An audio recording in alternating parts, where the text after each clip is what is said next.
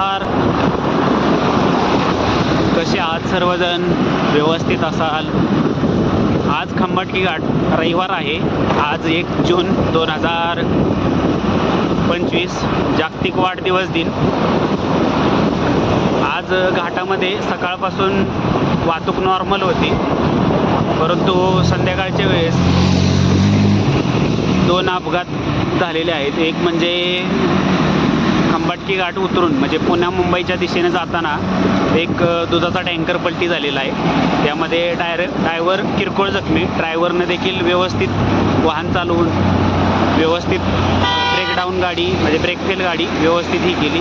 आत्ता आपण चाललो आहोत खंबाटकी घाटामध्ये.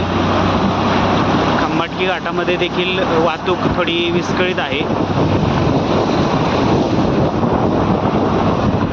त्या ठिकाणी आपल्याला समजेल की नेमकं काय झाले, वाहतूक कशामुळे विस्कळीत आहे.